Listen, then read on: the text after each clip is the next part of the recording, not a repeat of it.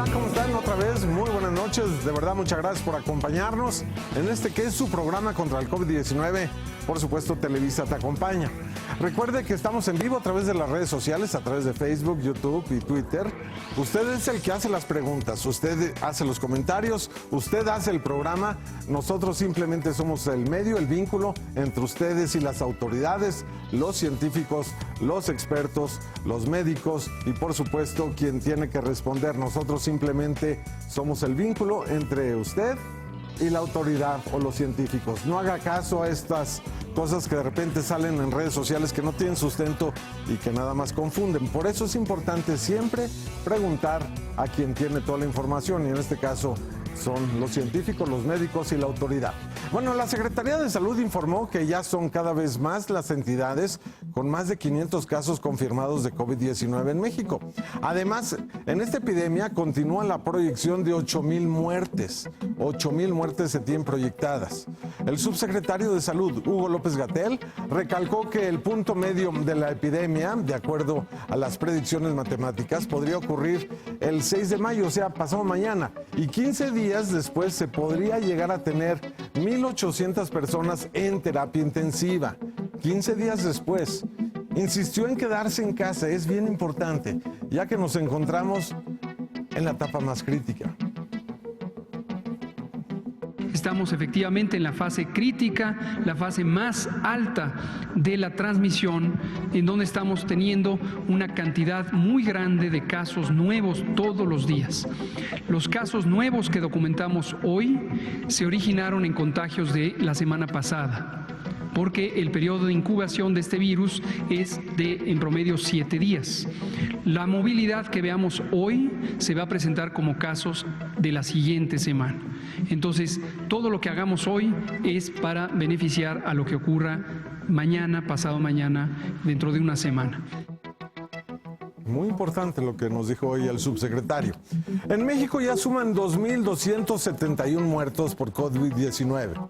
Se han registrado 24,905 casos positivos, 1,434 más que ayer, 1,434 casos más que ayer, así como 13,143 sospechosos. De los pacientes confirmados, el 40,14% han necesitado ser hospitalizado, mientras que el 59,86% han sido casos ambulatorios, es decir, los regresaron a su casa, no tuvieron que quedarse en el hospital. Bueno, para hablar sobre el origen de estas enfermedades emergentes como la COVID-19, nos enlazamos con el doctor Víctor Hugo Anaya. Él es académico de la Escuela Nacional de Estudios Superiores, Unidad Morelos de la UNAM. ¿Cómo le va, doctor? Qué gusto saludarlo, don Víctor. Hola, buenas noches, Eduardo. Muy bien, muchas gracias. Oiga, pues importante siempre hablar con usted, ya lo sabe, este programa lo hace la gente. Nosotros simplemente somos el vínculo entre usted y la gente que pregunta. Pero estas enfermedades, pues nuevas, ¿no? El origen, ¿por qué surgió? Hoy hubo información, por ejemplo, de que los estadounidenses acusan a los chinos y los chinos acusan a los estadounidenses. ¿Qué hay de esto? Cualquiera de las dos versiones son más o menos mentirosas, ¿no? Hay que recordar que tanto el presidente Trump como el secretario Pompeo y no digamos el gobierno chino son fanáticos de las teorías del complot y siempre que puedan evitar asumir una responsabilidad lo van a hacer. Nosotros en la comunidad científica se tiene muy claro que el origen de este virus es completamente natural, es una zoonosis, esto es una enfermedad que brincó de un animal a un humano y estas cosas han ocurrido un montón de veces y pasan con relativa frecuencia.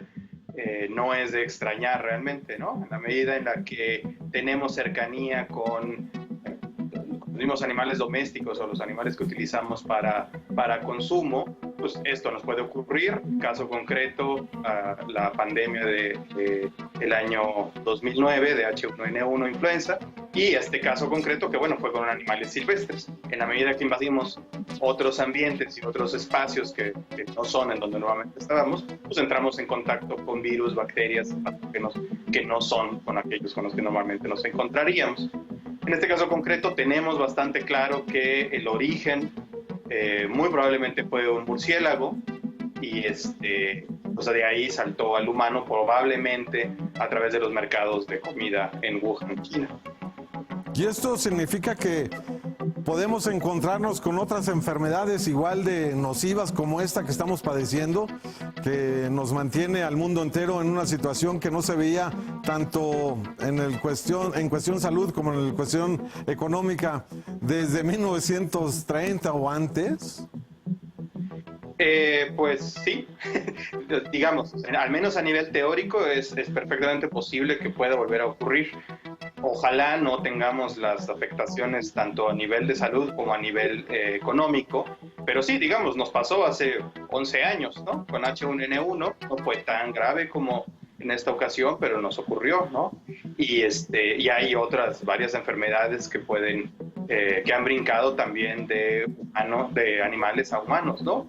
Por ejemplo, el ébola y el último brote que hubo en Liberia hace un par de años, pues fue originado muy probablemente de animales silvestres también que consumen y brincaron al humano. Entonces sí, son cosas que ocurren con cierta frecuencia. ¿Y por qué cuando nos pasó lo del H1N1, la vacuna fue mucho más rápida y el medicamento para atacar este virus apareció mucho más rápido del que se pronostica pueda ocurrir con este nuevo virus que es el coronavirus COVID-19, perdón? Sí, bueno, la diferencia es muy grande. Bueno, para empezar, el virus de la influenza y el virus y el COVID son completamente distintos. Son como hablar de perros y pájaros, por ejemplo. La influenza es un virus estacional que tiene una alta tasa de mutación, pero del cual tenemos vacunas anuales, que no podemos desarrollar primero respuesta inmune de largo plazo, pero además como muta muy rápido, entonces cambia el virus, son virus nuevos. Pero resulta que los mecanismos de acción por los cuales contagiaba son los mismos, al igual que en el caso de que nos ocupa ahora, de COVID, pero además aquellos, digamos, las moléculas que nos permitían atacar al virus y bloquear su funcionamiento, los medicamentos, eran exactamente los mismos. Entonces teníamos la suerte, fue un poco un golpe de suerte, que nos pegara un virus con el cual ya podíamos contender de alguna manera.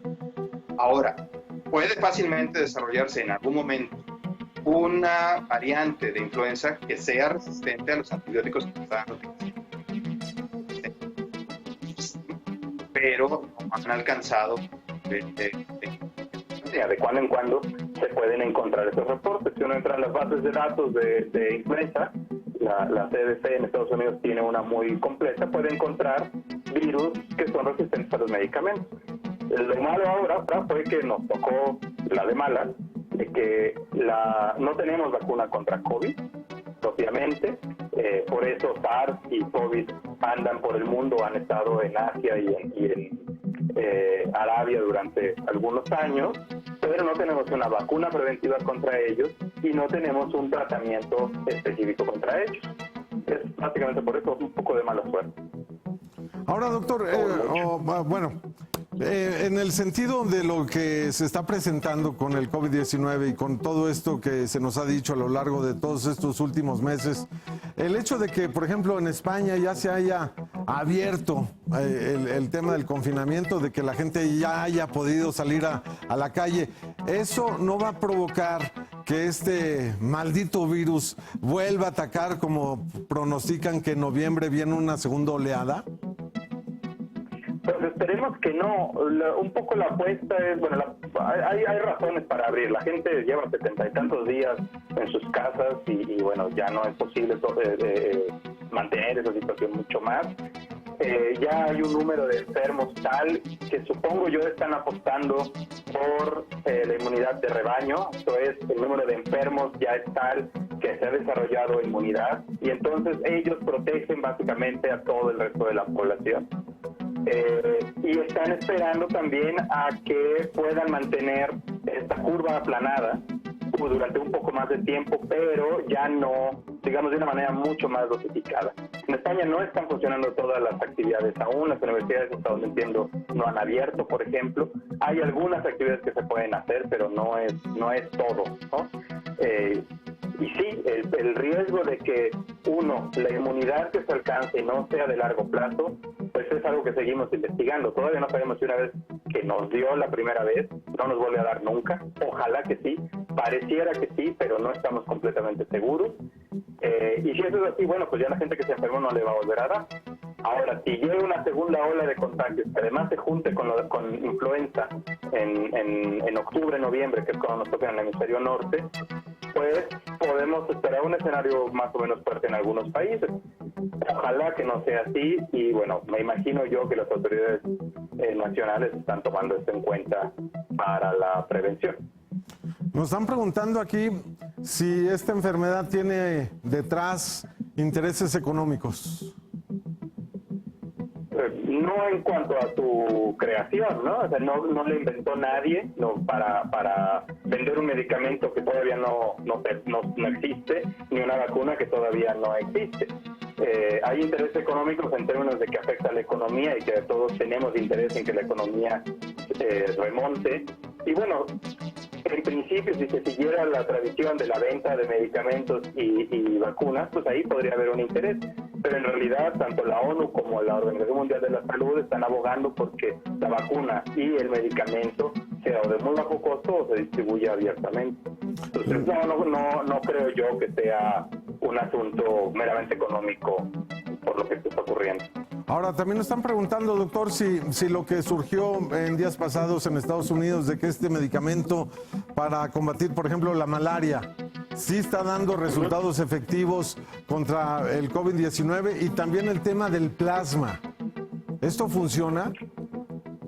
Pues son cosas que se están probando. Pareciera que el medicamento contra la malaria sí tiene algún efecto, no en todos los casos, en algunos en particular. O sea, no es como una aspirina, pues no es algo que uno debería salir corriendo a comprar en ningún caso. Lo mismo que los tratamientos de plasma. El tratamiento de plasma, en teoría debería funcionar, pero tampoco estamos completamente seguros.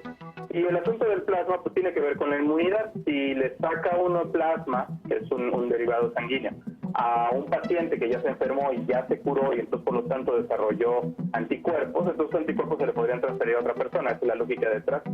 Pero el problema es que no estamos completamente seguros de que todos los pacientes tengan una alta inmunidad contra el virus y entonces no necesariamente el plasma va a funcionar.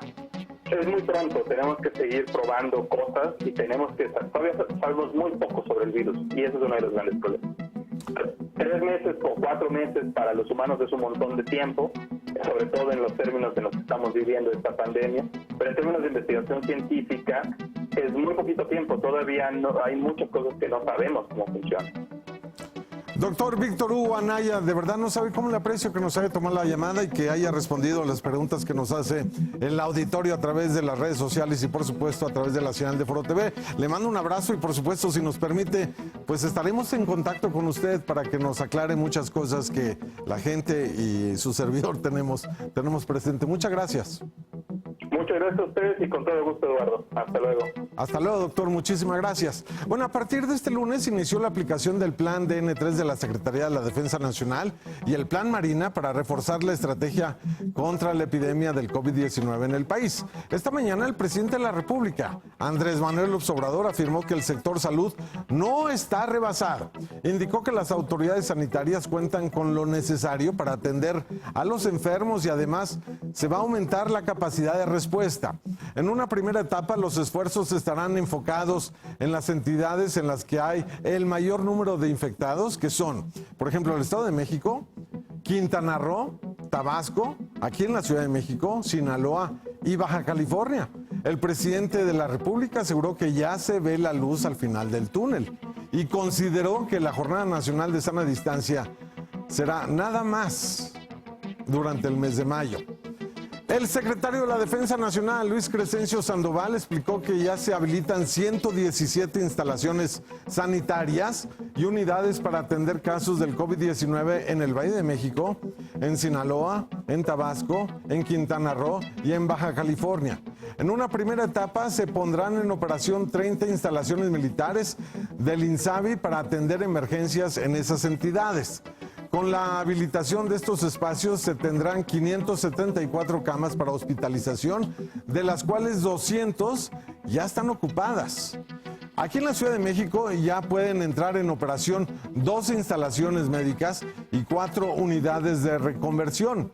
Por ejemplo, en Sinaloa se tendrá una capacidad de respuesta con 180 camas, de las cuales 175 ya están ocupadas, solo quedan 5. En terapia intensiva cuenta con 10 camas y 2 de ellas ya están ocupadas. En Tabasco se pondrán en operación 5 hospitales con 150 camas de hospitalización y 100 para terapia intensiva, pero se necesitan ventiladores para ponerlas en operación. En Quintana Roo se contará con 3 hospitales que tendrán 115 camas de hospitalización y 85 para terapia intensiva. En Baja California habrá 4 hospitales disponibles con 122 camas de hospitalización, de las cuales 8 ya están ocupadas para terapia intensiva y se cuenta ya con, pues únicamente con 3 camas. Hasta el momento la Sedena ha contratado 4,225 profesionales de la salud y faltan 347 para que se incorporen. 1,000 soldados fueron desplegados para resguardar 38 almacenes del Seguro Social para que no haya ningún problema de que quieran robar estos lugares. El secretario de Marina, José Rafael Ojeda Durán, informó que apoyarán con personal naval en hospitales civiles de Sinaloa, también en Quintana Roo y Baja California. En Culiacán se van a canalizar 8 médicos y 8 enfermeros en este hospital regional número 1. En Cancún apoyarán con 5 médicos en el Hospital General Regional número 17 y 5 en el Hospital General Zona 3. Es lo que dice la Marina. En Tijuana se dispusieron 10 médicos y 10 enfermeros para el Hospital General Regional número 20 y la Secretaría de Marina también apoya en la manufactura de equipo de protección, personal y fabricación de camillas de traslado, así como reparación de ventiladores y traslado de equipo médico, es lo que informó hoy el secretario de Marina. Y otra información importante, porque el director del Instituto Mexicano del Seguro Social, Zoe Robledo, informó que el Complejo Cultural de Los Pinos, donde antes era la residencia oficial de Los Pinos, bueno, este lugar se va a habilitar como albergue para personal del sector salud que trabaja en 3 hospitales de la Ciudad de México y que atienden a pacientes con COVID-19. Este lunes va a recibir a los primeros 58 médicos y enfermeras que van a poder dormir ahí, en lo que antes eran Los Pinos, donde dormían los presidentes. En una primera etapa, el personal será de los Centros Médicos Nacionales, La Raza, Siglo XXI y el Hospital General de Zona de Tlatelolco.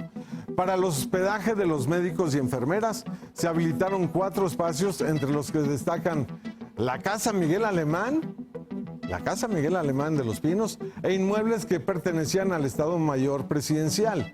El personal médico tendrá acceso a zonas de descanso y ocio, además de servicios como lavandería, limpieza y de espacios comunes y también Wi-Fi. También este lugar, Los Pinos, lo que antes eran Los Pinos, la residencia oficial, contará con alimentos y servicio de transporte para todo el personal médico, todo el trabajador del sector salud, que implica no nada más a los médicos y enfermeros, sino también al personal administrativo y también a la gente que se dedica a la limpieza de los hospitales, que también es bien importante. Estas son imágenes de lo que antes era la residencia oficial, donde antes vivían los presidentes, hasta hace muy poco, bueno, hasta el presidente Peña. Hoy está habilitado como centro de descanso y centro de apoyo para todo el sector salud que todos los días sale de sus casas a enfrentar esta situación y para salvar vidas. Y para esto también fue pensado para no poner en riesgo a las familias de los médicos, enfermeros, personal de salud y administrativo que trabajan en los distintos hospitales. Así que antes, aquí donde se llevaban a cabo estas reuniones de la Presidencia de la República durante varios sexenios, hoy están habilitadas como cuartos, casas habitación o cuartos habitación para el personal médico, enfermero o enfermera, médicas y médicos, y por supuesto también para el personal que se dedica a limpiar estos hospitales, porque tan importantes son ellos como el médico de más alto nivel en cada una de estas instituciones. Bueno, para aclarar dudas sobre la COVID-19, me enlazo con el doctor Pablo Oliva Sánchez. Él es epidemiólogo de la UAM Xochimilco. ¿Cómo está, doctor? Qué gusto saludarlo. Muy buenas noches. Buenas noches. Oiga, doctor, bueno, pues ya entramos a la semana más difícil, la más complicada según las autoridades, según lo que nos dicen las autoridades federales, el propio subsecretario de Salud. Esta semana y los próximos 15 días son los más complicados. ¿Qué nos dice usted a todos los que no estamos enfermos todavía, pero que a lo mejor somos asintomáticos y que podemos contagiar a los demás? ¿Qué nos dice usted a los que queremos acompañar a un familiar que está enfermo y lo queremos llevar a un hospital y saber cómo está esta persona en el hospital? ¿Qué hacemos? Bueno, hay muchas estrategias que ha implementado en este caso lo que es la Secretaría de Salud, tanto local como federal, incluso varios gobiernos locales, que son precisamente las aplicaciones o los teléfonos por hospital. ¿Esto en qué sentido? Esto es con referencia al último que me preguntabas. ¿Qué hacer en caso de...? Es importante que mantengamos la sana distancia, que si estas personas que están enfermas están en grupos de riesgo o demás, se le llame primero o se consulte vía telefónica al médico de la confianza que tengan y no exponerlos en caso de que salgan a huelga. Ahora, lo que es importante con respecto a las personas que estamos, digamos que en nuestra casa tenemos viviendo grupos de riesgo, lo más importante va a ser pues seguir manteniendo las reglas de sana distancia, que es lo que nos importa, porque de esa manera es como vamos a proteger nosotros a las personas.